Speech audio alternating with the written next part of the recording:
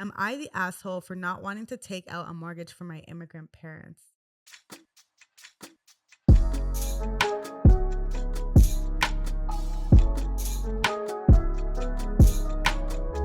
Hi, everyone, and welcome to this week's episode of Don't Go Broke Trying. I am your host, Reni, and today we have our Coinfessions episode. These are some of your favorite episodes, judging by the views and the comments that we get on it. So I'm really excited to bring you another episode of Coinfessions. If you are new here and maybe you don't know what Coinfessions are, these are our episodes where we answer your coin confessions. So your money problems that you have, your dilemmas, you submit them to us, we answer them, and we give you our takes. So if that's something that is interesting to you, keep listening to this episode. I can't wait for you to listen. So today, if you listen to our previous episode, we spoke all about how to not go broke trying to buy your first house, get a mortgage, all that good stuff. And today we're going to be answering all the questions you submitted about that. Today on the podcast, we have a very special guest. Her name is Dammy, aka Mortgages by Dammy, and she is a mortgage broker based in Toronto. So hi, Dammy. Hi, Reni. How are ya? I'm doing great. Feeling good? Yes, I'm Yes. super excited. Dammy she just finished an amazing episode with us, and we spoke all about how to not go broke trying to get a first property or get a mortgage. So I really hope that you will listen to that, especially if you're based in Toronto. I think it's a very valuable conversation to have. But yeah, go scroll up in your timeline feed, go on your YouTube subscriptions, and go find that episode. And then after you listen to that, come back and listen to this one. So we're going to answer your confessions right now. Dammy, are you excited for this? Yes, I am. Yeah. Do you want to introduce yourself briefly to our audience? Sure. My name is Dami. I'm a mortgage broker, like Reni mentioned. I'm super passionate, and I also find financial literacy very empowering. So I'm happy to have this session. Yes. And if you want to connect with Dammy, again, her handle is Mortgages by Dammy. I will make sure to leave that in the description box below. So you ready to get into it? Yes. Okay. And everyone, if you want to follow along, I love hearing your opinions about the podcast. So use the hashtag DGBT pod on Twitter or go on our Instagram page at Don't Go Broke Trying and just share your opinions on the topics because you all are very opinionated and I love hearing it. Okay. So let me start with the first confession. Am I the asshole for not wanting to take out a mortgage for my immigrant parents? My parents are leaving a totalitarian country to come closer to me here in the US. Instead of renting out, they'd like to take out a mortgage and pay into their own place. Halfway into looking for an apartment, the country they are from gets flagged as sanctioned and they no longer can take any loan out. They want me to take out a mortgage in my name instead. I'm a citizen. My credit is great. So it works out to be a better rate for them after all. The plan is they have enough for a 25% down payment and funds to last through 3 years of mortgage payments. During that time, they are planning to learn the language and get a job to continue up with payments. I originally said yes, wanting to truly help them. The more I look into taking out my first mortgage for a place I'm not even living in, meaning I'm still going to be renting in a state where my job is, the more it scares me. I helped my parents for months with everything: real estate search, agents, broker, translating everything. It's like I'm immigrating all over again, and yet I help everywhere I can because I love them and they never did me wrong in life. Now, looking into mortgages, I have doubts. So, of course, I wrote everything down for them. And after a week of sleepless nights trying to wrestle with not offending them, I sent my questions out. My debt to income ratio will be maxed out. How would I later get a mortgage on my own place? You both are in your 50s. If anything happens, I'm stuck with a payment for years and years. If nothing happens, hopefully, are you planning to work until you're 80 to keep up with the payments? To my shock, I got a big message from my dad, who doesn't speak regularly, um, on how much they've been so great to me. And they've always been so great to me. They did their job as parents, and now it's time for me to do my job as a kid.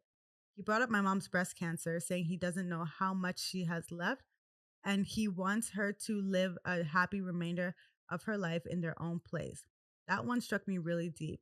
I felt truly terrible for even bringing anything up. I took a couple of days to distance and digest what actually happened.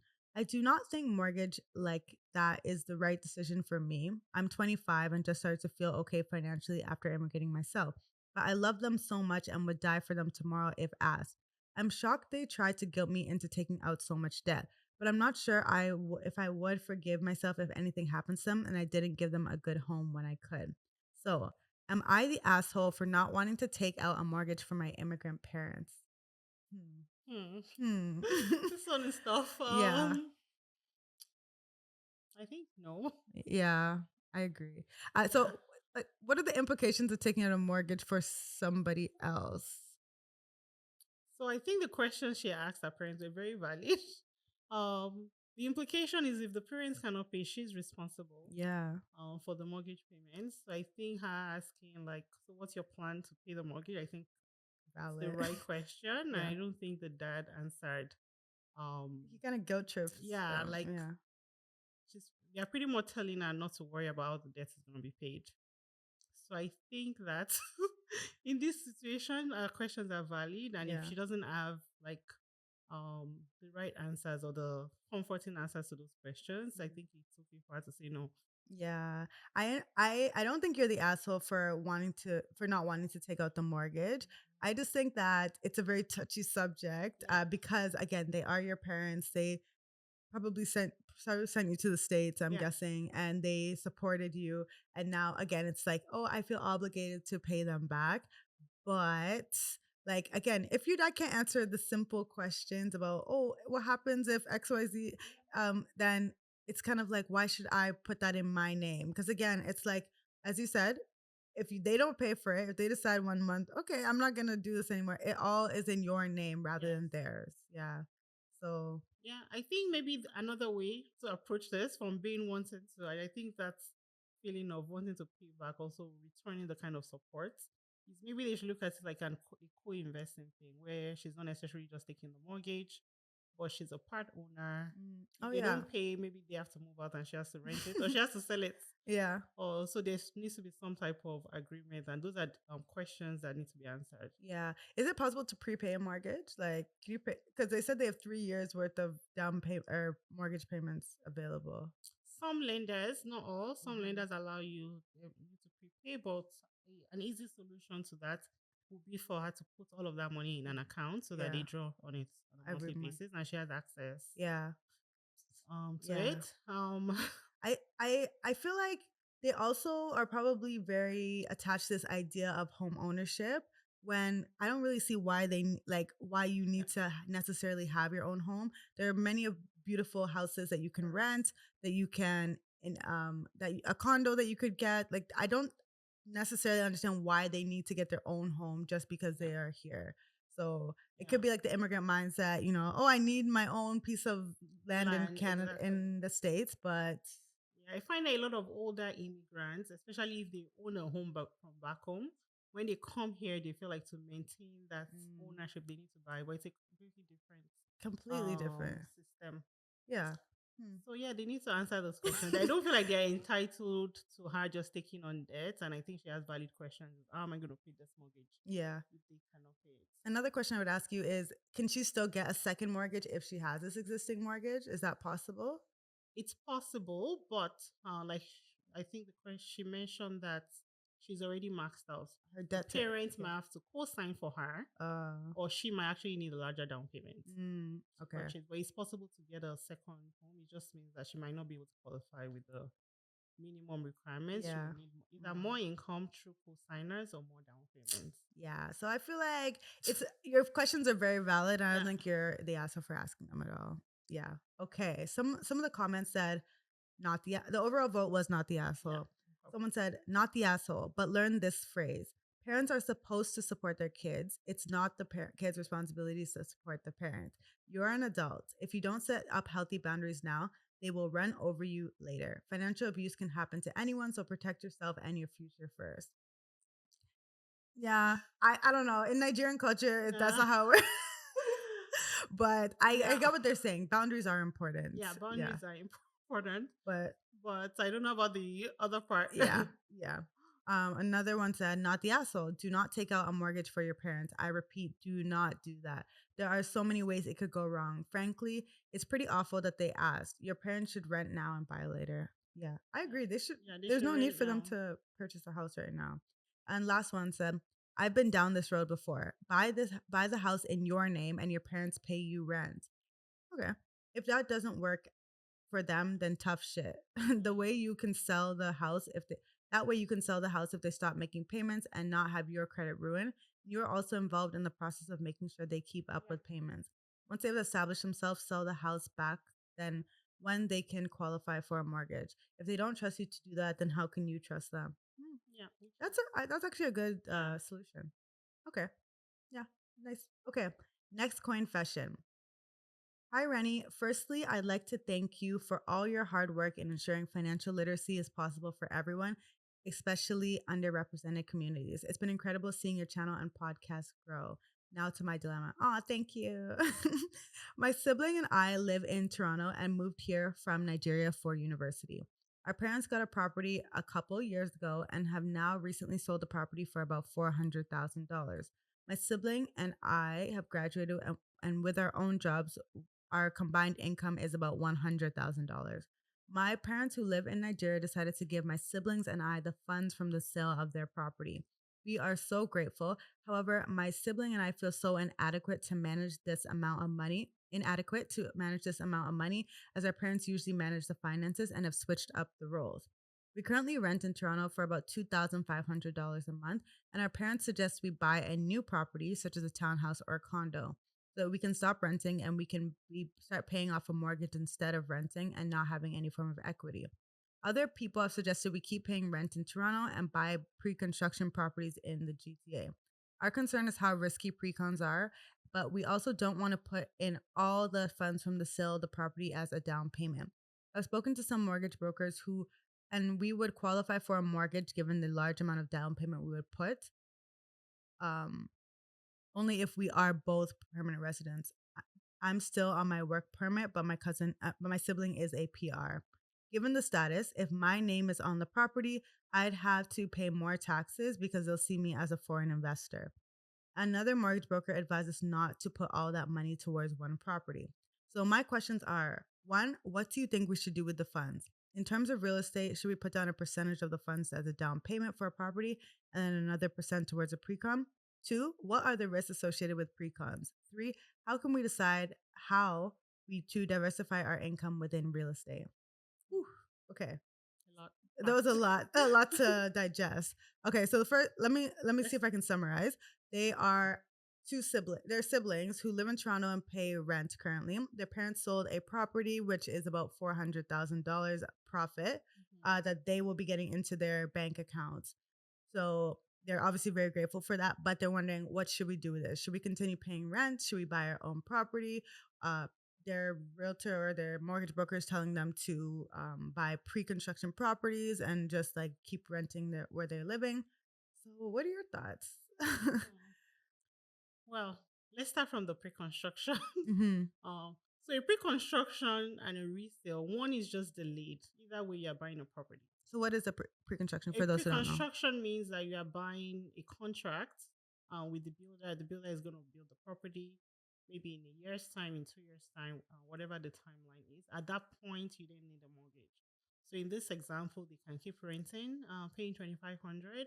They've secured the property, but they don't actually get ownership of that property until it's ready. Hmm. In this particular, so the advantage of a pre-con really is you invested in a property right now. You don't have to worry about mortgage for now until it's ready. I Which could think be that's, like 1 year, 2 year, yeah, it could 3 years. be like, it depends on the builder. Okay. But there, so that pre-con is beneficial for people that actually need time Hmm. and they don't, or maybe they don't have all the down payment. They want to pay slowly over time, Hmm. or they don't want to move into the property yet. So I don't think that Like they the have the funds right not now, even right? that the dilemma that they have has nothing, in my own mind, Hmm. nothing to do with pre-construction or resale. Okay. Because either way, they're buying a property Hmm. and they're either putting everything or putting some of it. But I guess in this sense, it could help because they don't need to pay the foreign land, the Hmm. For an investor, the tax yeah, until ownership, and maybe by then they will she'll have have her PR or they will have yeah. their PR. Hmm. But then I would say if that's the main challenge, they might just well. put it towards some type of index, low risk index fund, and just wait till that point. Mm-hmm. If the main challenge is because of the land transfer tax, the foreign investors tax. Mm-hmm. Yeah. What do you think about not? But okay, so if they So have that 400,000, yeah, they don't need like what pre-con. They don't need to put 400,000 on one yeah, pre-con. Mm-hmm. I think one of their issues was that they only make 100,000 thousand, yes, together, so they're probably like, oh, we won't qualify for a mortgage. large mortgage, right? Because they have a large down payment, they probably would, but the Oh. parents also supporting them for the monthly payments. Because now, let's say that they can actually afford to buy $1 million dollars home. How are you? And then 400,000 is enough for that. But Mm-hmm. how are you gonna pay the monthly payments? Are the parents gonna support them, Yeah. or do they then have to put all their income towards that? Mm. So I think in this case, it's beyond the down payment. It's also like the monthly payments. But couldn't they put like less than? They could put like $100,000, for example, and then they use the 300,000 to pay the regular payments. No, couldn't that Yeah, be? they Yeah, can do that.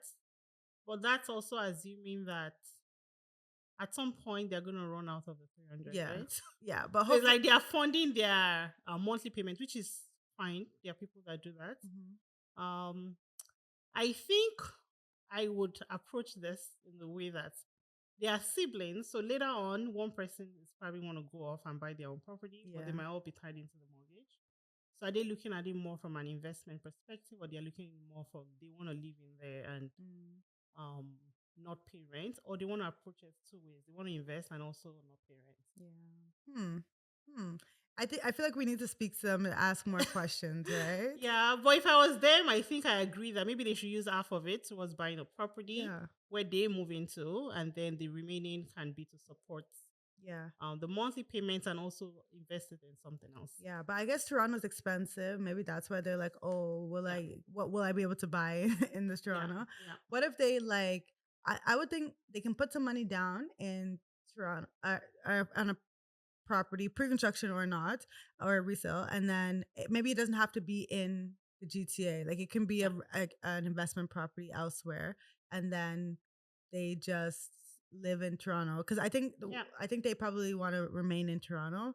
The lifestyle here, and then just invest elsewhere. Like I feel like you don't have to invest where you live. Exactly. Yeah. Yeah, that would be a good solution. They keep renting and they purchase another property, maybe outside of the GTA, that is actually income generating and it's paying for itself. Mm-hmm. Because if the parents didn't buy a property, then there will be no 400,000. So it Yeah. would be good for them to also keep Do that the money same. producing something. What do you think about them putting their money in multiple pre-constructions as their first down payment? Like that's what they said. The mortgage broker told them not to put it only to one property, but maybe like spread it out between like two, three um pre-constructions. What do you think So of they that? need three mortgages. If they Right? were to do that, Yeah. I think to me that's more risky than Yeah.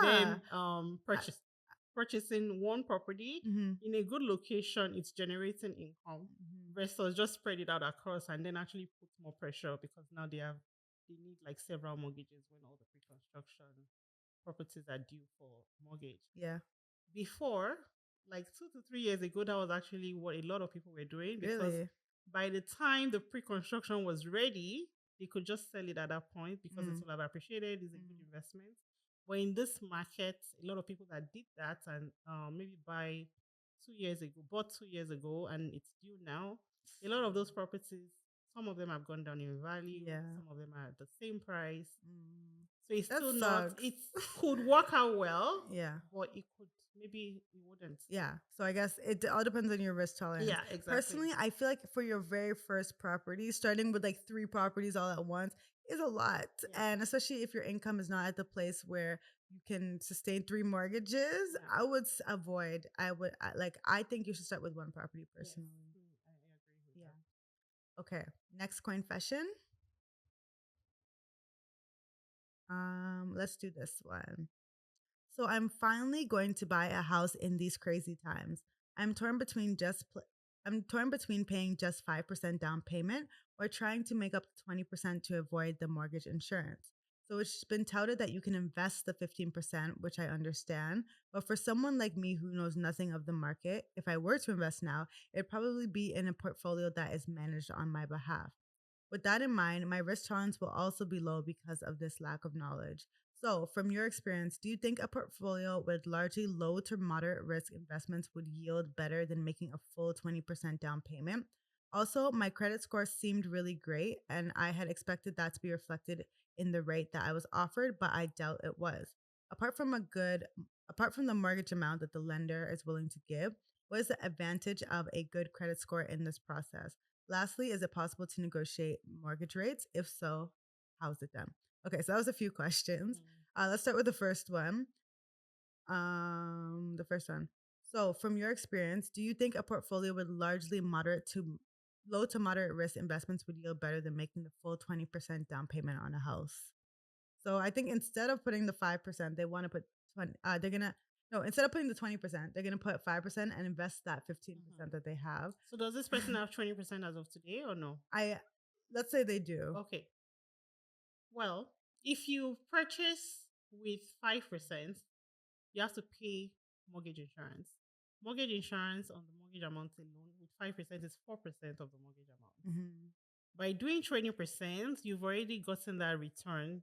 Affo Um, mm, so if you have 20%, I think it's better to do 20% because what are the chances that a low risk investment fund is going to generate you an amount equivalent to the mortgage insurance that you're trying to avoid?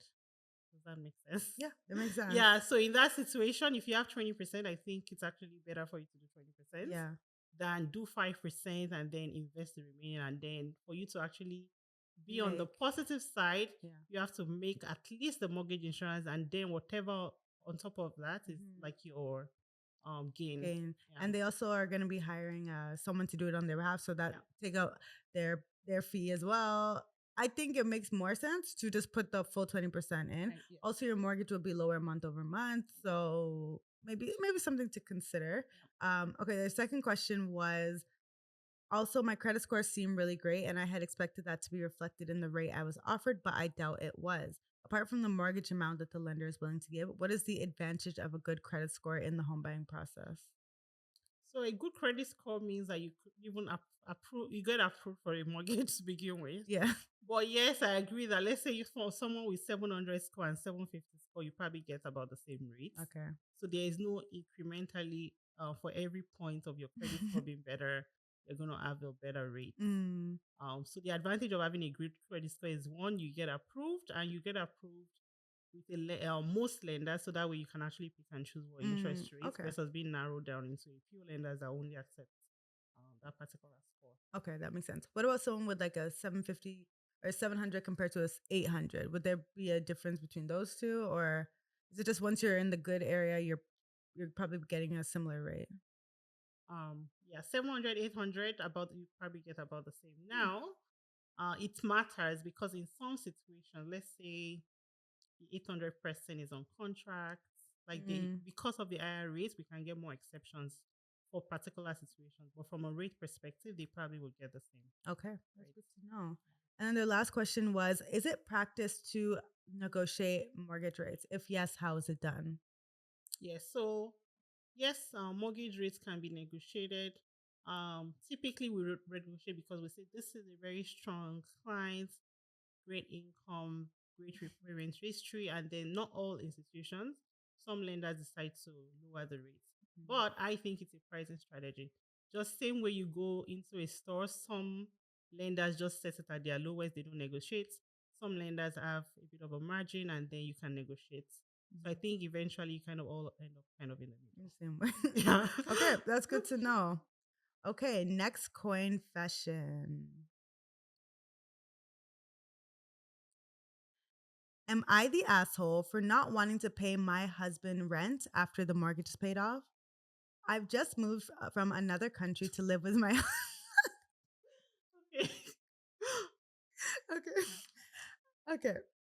I've just moved from another country to live with my husband and his two daughters. I've lived with him for about 2 years previously, during which I paid $500 per month towards the mortgage and we shared utilities and groceries. While I was away, my husband paid off the mortgage and he now owns the house outright. I've moved back and we had a discussion about how to approach expenses. I agreed completely to split groceries, electricity, gas, internet, property tax, insurance, etc. 50-50. I've also agreed that we should share any house repair bills. My husband wants me to continue to pay money towards the house itself, but it's clear that I am not entitled to any equity as we have a prenup. He says he worked hard and sacrificed to pay off the house, and that if he still had a mortgage, I would pay rent. So I should continue to pay that rent even if the mortgage is paid. He says I am selfish and being cheap for not paying towards the house that I live in, and that if I didn't live with him, I would be paying rent to someone else anyways, and I'm just trying to save money. Since he isn't paying any interest and I have already agreed to share the property taxes, I feel like if I pay, I should be gaining equity in the house. Otherwise, he is making a profit off me. I should note that we both have good jobs. Money isn't an issue, but I feel used paying him for a house I don't and won't own. And he feels used because I don't want to pay to offset the sacrifice he's made by working his ass off to pay off the house early. Who is the asshole here? The husband is the house. He needs a roommate, not a wife. At this point, I think. Yeah, okay. You honestly, usually I'm actually very level-headed about these ones. I don't take the Nigerian mentality that the husband should pay all the bills, but in this case, I think he hates you, sis. He Yeah, hates and you. she's already paying half of property taxes, half of all the bills, Uh, half of all the ongoing expenses, like, and now he wants like to get an extra income. yeah. Like, yeah, she's paying half of everything. It's not like she's like, oh, just living off of you for Yeah, free. And she's probably doing a lot of unpaid labor in that house as well, exactly. like cooking, like cleaning, like taking care of the kids, your kids, first of all. And then you want her to pay $500, who is she paying it to? To you, not to the mortgage company, Yeah, not to the no, bank, to you. I don't understand. and she's not gaining any equity. Yeah, Zero. you have You, a prenup. I think he hates her. Yeah, I think so. Either that or he's like from an island or something. Like Like, what? yeah, I'm confused here. Like again, usually I'm very like, I'm not gonna take the yeah. Nigerian mentality and whatever. But this one, he hates her. This is that what he wants is more of a roommate Yeah. situation. Like if you have a roommate, even if your house is fully paid off, Yeah. the person would still pay you something. Yeah. But they're not roommates; they're married. And she moved all the way to your country. She made sacrifices too, sir. Exactly. Yeah, I'm disgusted. Okay, let me read some of the comments. Not the asshole. Rent is a bill, not a punishment. It isn't selfish to not pay a cost that isn't there. Yeah. I side eye his behavior. Please protect yourself financially in this situation. It's more reasonable, perhaps, that you should both contribute to emergency fund in case of later issues. Exactly. This is very well. Someone said this is very well put. When he had or this is the original post. Okay.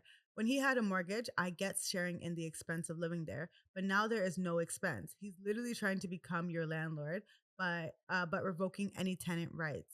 Tenants don't pay property tax or pay for house repairs. So he wants you to be tenants, Yeah, and then but do still, do more than the tenants. Oh gosh. He either gets the taxes and repair bills, or he gets rent and has to follow tenancy law. He can't have both. yeah, yeah, The next person says, not the asshole. Are you sure he's your husband and not a roommate? Next one says, not the asshole, but you don't sound married at all, just roommates. If he loved you, he wouldn't care so much about the money. yeah. It's money that he loves. Yeah. Wow. I'm genuinely disgusted by this comment. This Wow. one, Okay. Okay, next confession. Hi, Reni. Hope all is well with you. I know you are very resourceful and may be able to help direct me to the right canal. Basically, I'm having a hard time getting an emergency $24,000 loan to help me with a new condo closing fees. So far, I deposited $75,000 since 2018 to the condo builder. With my dad passing during COVID time back home, my financial situation has gotten worse and it affected my credit score going from good to fair. In addition, the condo building has been postponing the occupancy date for over 2 years, and now they finally gave us a occupancy date, but I haven't saved up enough or finished building my credit back up. I'm wondering if you know any private lenders who can give someone a loan with a fair. Yeah. I'm wondering if you know private lenders who can give someone a loan who has fair credit and a full-time job. I'm looking forward to your response. Hmm. First of all, sorry about your loss. Sorry to hear that. Do you have any insight on this? Like, I know there are Yeah. different types of lenders. Could you maybe go through those different types of lenders? Yes. So we have the prime lenders, which are in quote A lenders. So they qualify you strictly based good credit, good income, everything has to be good. Then the B lenders, subprime lenders, they still look at your income. They just have an increase, a higher tolerance. Typically, private lenders, they don't lend you based on your income. They look at your credit just to make sure you pay back, but they focus on the equity in their house. Mm. So in this person scenario, if that condo has increased in value, technically there's some equity that she can borrow against, and a private lender may be willing to lend her the 24,000. The rate is Mm. not going to be as low as prime lenders, but it could Yeah. at least get her out of that situation that she's Mm. in, where she might actually lose the condo altogether. So when you go to a prime lender, so I mean the private lender, how does that like they can go through you to get access to a Yes. private lender? Okay. So my brokerage, we also work with a lot of private lenders. So what we do in that, if this person were to come to me, we pretty much still check her income and credits because we want to make sure she can pay. Um, but we need an appraisal of the property to show if there's equity in the property, then she can borrow against it. Mm. So private lenders, people think they just throw money, but they are lending you pretty much with the security of the house, just with increased tolerance, right?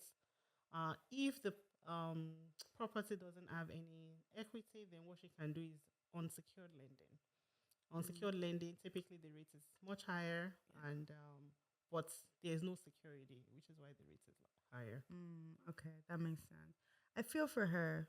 Um, Question though, Mm. how $75,000 to put into a property that you don't own yet? Is that normal? Like, it's a pre-con, right? Yeah. So $75,000 is that normal? Yeah, there are some pre-cons that need even like 200 house. So pretty much, yeah, it is normal. So depends on the price, right? Yeah, so the builders pretty much says like over the next couple of years, you pay us 10% of the value of the property, which sounds like maybe what's happening. So you could pay Okay. like every 3 months or every year, different timelines. Wow. So in this case, they've asked to pay 75,000, and then she still needs additional 24,000 to For close. closing. As this deposit to the builder goes to form part of the down payment, so it's not in addition. Oh, okay, okay. Yeah, Okay, so her deposit is somewhere it's like 100K basically. yeah, Okay. Her down payment, sorry, a is down payment 100K. exactly. So she has 75,000 deposit. If her down payment requirement is 100,000, then she needs to come up with the difference. 25K. Wow. Yeah. I didn't know. That's a lot of money. That's a huge Yeah. deposit or down payment. Yeah, that's why I said like pre-constructions, and I love pre-constructions. I'm not anti, but a lot of times the type of decisions people make with pre-construction is like, Mhm. okay, it's in 4 years, I don't have to Yeah, worry no about it. big deal. But eventually, like in this situation, right? Unfortunately, with what happened during COVID, but eventually you have to come up with that down payment in order to close. Private lenders can help if there's equity, but private lenders are like you and I, where they are putting their money out in higher risk situations and they need that extra return. Yeah. Do you typically like when you have a private lender, is it something that you would try to pay off as quickly as possible once you can? Like I know for your mortgage, you'll Yeah. try to you whatever, it's 30 25 years, you don't really care, right? But for your private lender, it's at a high rate. So is it that you get the mortgage and then try to pay it off as soon as possible? It's Yes. it's like an emergency loan. Yeah, exactly. It's meant to be short term. Okay. So the goal is either to pay off. Typically, the terms are actually just 1 year. Oh, okay. So the goal is to pay off at, either within 1 year. Some people refinance the mortgage and then combine it to their mortgage. Some people get extra funds. Where it starts to become a problem is when people actually use a private mortgage as a long-term solution. Yeah. Then they are stuck, right? And they are paying all this high interest. Okay. Is there another option that she could exercise? Like, what if she assigned the property to somebody else before it closed? Is that another option? Yeah, that's an option. She can assign it. So pretty much somebody is buying off that contract. So As it long, depends on the market, right? yeah, If the property has appreciated, she can actually assign it and still get a profit. yeah, But if it's the same value, most people that are buying off assignment, they want it at a discount. It may yeah. actually not be worth her doing that. So she started in 2018. So I'm guessing it's appreciated in value since then. I would. You'll be surprised. Condos. Not all condos, but like pre-construction condos. What I find is that sometimes the builders they've priced in like future appreciation. By Mm. the time it's closing the same. I had a client recently. They bought in 2018 as well. We closed in January 2023. The appraiser came back at exactly the purchase price That's since horrible. 2018. Okay, this is good to know because I So was under the assumption that, oh yeah, buy a pre-con, it's gonna go up. yeah, it depends on the location as well. In the Yeah. same scenario, let's say if this was maybe Mississauga, Oakville, who knows, London. Mhm. Some markets have appreciated more than others. It also depends on the builder and how Yeah. expensive it was at the time where they were selling. Very true. Yeah. Okay, wow. Okay, we have a few more Coinfessions. Next Coinfession. Family giving me 800K from their sale of their assets. Nice. Oh shit. I love it. Okay. My family is giving me $800,000 ish from the sale of their assets. I pay $2,800 for rent in Ontario and I move around every 2 years. I've had terrible landlords usually, or they want to sell, etc. Moving is expensive too, but I can only get a $300,000 mortgage, so buying was a dream so far. Now I'm about to have so much money that some part of me wants to buy anything and be done with accommodation nightmare, and another part wants to invest this money and just pay rent with dividends, lol. But probably I should do something in between. What should I do so I don't go broke trying to have $800,000 in my pocket? Mhm. This is a good problem to This have. is a good problem. First world problems. I think if I were in this situation, I would invest some of it, but I will also buy a home Me too. with some of it. And you can also get something where you also have maybe some income from the basement, or so that way it also offsets the expenses. Yeah. Yeah. I can't even imagine what I would do. With 800K. 800, that's literally almost I $1 million. I'd enjoy some. I'd invest a lot, and then Yeah, I'd buy a house with a lot a as lot. well. Yeah. Yeah, but I guess it also depends on where you want to live. So the fact that they can only get a 300K mortgage, does that change your? Yes, this changes because a lot of times when we do that minimum qualification, we're assuming minimum down payment. Oh, okay. Usually, when you are contributing more, it also means that you can be approved for more. So do you suggest people ever put down more than that 20%? Like if they can put down 50%? Yeah. Yeah. A lot of times, newcomers, especially people that move here, like they're already retired, they don't plan to actually come to Canada and actually work, but they are more like moving in here to settle. Because they don't have Canadian income, they typically would need more down payment. Okay. 35%, 50%. They can still buy. It just means that they need a lot more down payment than someone else. Okay, so if this person went back to the bank and or whichever mortgage broker, and they said, okay, now I have $800,000 in the bank. My income has stayed the same, but my mortgage or my down payment has gone up. She'll probably be approved. I don't know if it's a girl. Yeah. Will probably be approved for more than that $300,000 Yes. mortgage. Okay, Yes. and then they'll be able to buy whatever they want. Yes. Yeah. Okay. Or within reason. Yeah. Okay. Cool. I like that. And again, remember that you do not if you just are buying a house because you want to buy a house, you do not have to live in the house that you buy. You could buy in Calgary, you could buy in Edmonton, and purchase those properties. Use that money to fund your life here as well. Or again, you could invest it in the stock market, buy some low cost index funds, and go from there. Like, yeah, there are so many things you can do. Maybe because I don't know how comfortable you are with money, but depending on how comfortable you are with money, you may want to actually go to a financial advisor and get their opinion, especially if you're going to invest it. Yeah, this is a huge windfall, right? Like, and what should you have to pay taxes on this? I don't know. When you get a windfall like this, I think because it's like a gift, there's no taxes. It's not inheritance. Ooh, I love it for you. I love nice. It. So of course the income, if she then starts to earn money on she has to pay taxes. Wow. But if it's just a gift, there's, as far as I know at least. Yeah, I think you're taxes. Right. Wow, I love it for you. My followers have money, clearly. I love it for you. Okay, we're going to do another one. Am I the asshole for not wanting to pay off my mom's HELOC, second mortgage? And for those who don't know what HELOC is, it's home equity line of credit. I, 25 female, have lived on my own since I was 19. I had roommates, a boyfriend, etc., but lived away from home with zero financial support from family. My older siblings have both drained my parents financially, and because of that, were never really able to help me financially the way they did with my siblings. Anything I've had over the years, I've paid for myself. Moving on, trust me, this all plays a part in the issue at hand. My partner and I, 26 male, just bought our first home together. We're ecstatic and so proud as it's our dream property. It's a fixer upper, so with the help of my boyfriend's parents, we've been slowly chipping away and have made so much progress. I also just accepted a new position, and let me tell you, it's a dream job. I'll have amazing benefits and I will be making my goal salary. I was so excited because to I'll finally be able to start really saving again as I've been spending my paychecks working on our home. And I'm hopeful that I could actually afford kids someday in the future. They ain't cheap, lol. Within 2 minutes of my older sister, 31 female, finding out how much I'll be making, she asked me to help pay off my mom's HELOC, which is basically a second mortgage on my mom's home. My sister convinced my mom to take out this loan against the home to do renovations on her home, which I had no part in how much money they were spending. My mom and sister have both put a lot of money into this, including my sister's 10K credit card debt, and it's to a point where my mom is worried about retiring, and my sister is starting to help her pay it off as she is still living at home with my mom.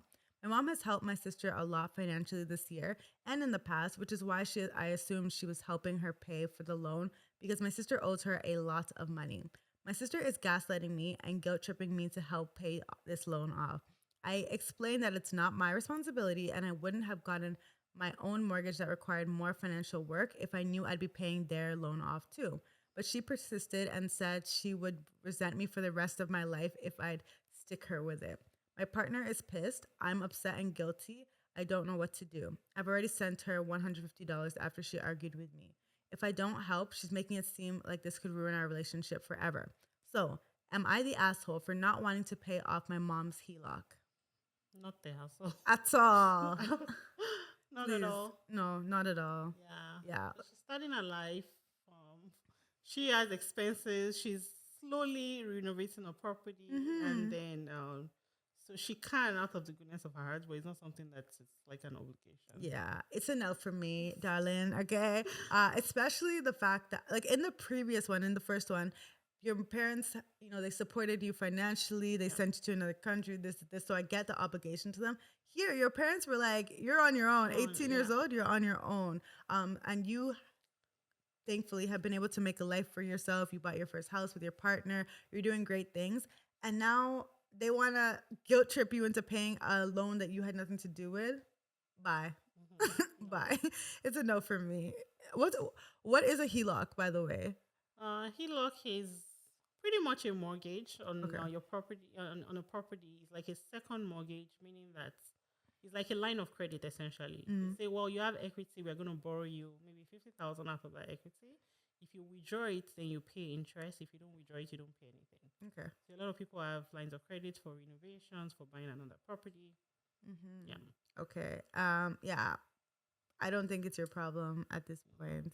I understand the need or the want and the desire to help them, but it's a no for me at Yeah. this point in time. Especially, you can see that your sister is gaslighting you. She's guilt tripping you. Hmm. She's trying to make this your problem when it really isn't your problem. If you can help out of the goodness of your heart, out Yeah. of the excess that you have, then you can give. But it should not be that you're going into debt to pay. You're taking away from your own home and you and your partner's happiness because you're paying for this. Yeah. Yeah.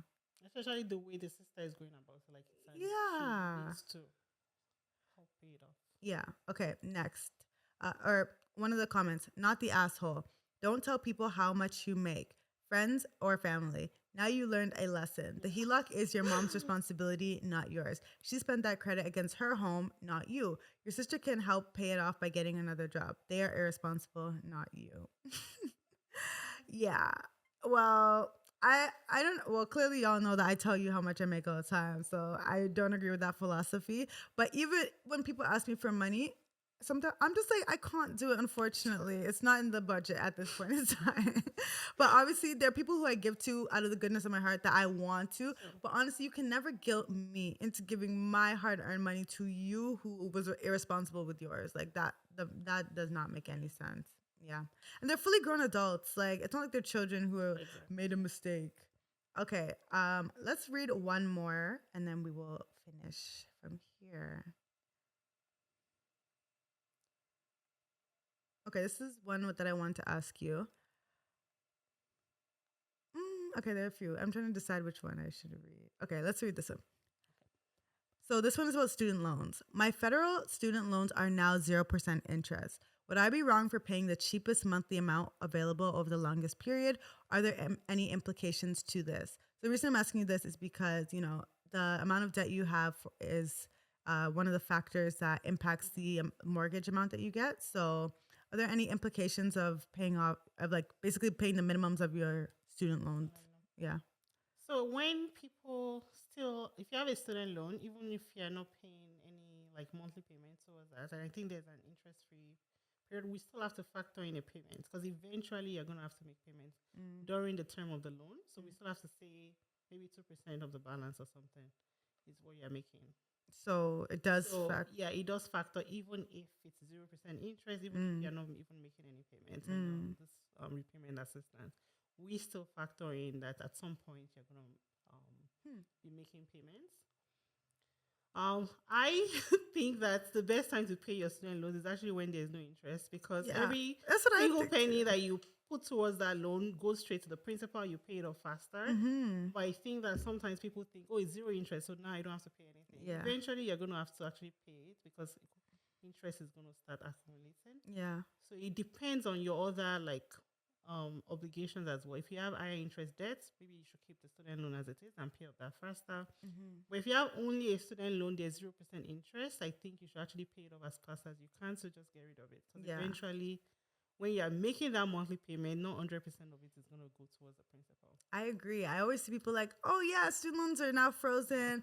I'm gonna not pay it off. But I'm like, this is literally the perfect time to pay it off. Yeah. Like, yeah, so I'm with you. And again, it may impact the size of the mortgage that you can get. So if you are looking to purchase a house one day, you didn't mention that, but if you are, maybe you would want to pay it off now. Yeah, Or at least reduce the balance. Yeah, exactly. When you can, which is when you don't have any interest accruing. Yeah, exactly. So everyone, if you have any like input or things that you want to add to any of these stories, make sure that you tweet us at DGBT Pod or reply to the story to the Instagram reels on Instagram at Don't Go Broke Trying because we love to hear from you and get your takes on these. Dammy, thank you so much for coming. Thank you very much. This has been very enlightening as well as exciting. Yes, thank you for sharing your insight with us. If someone wanted to find you, where would they find you? The best ways to find me, you can reach me via my Instagram, which is Mortgages by Dammy, or you can also reach me by email, which is hello@mortgagesbydammy. Perfect. That's it. Okay. And I will leave that information in the show notes below. Thank you so much, Dammy, for coming on. Thank you, everyone, for listening, for watching, for being a supporter of this podcast. It really means the world to me. And I hope that you learned something that will help you to not go broke. I'll see you in the next one. Bye.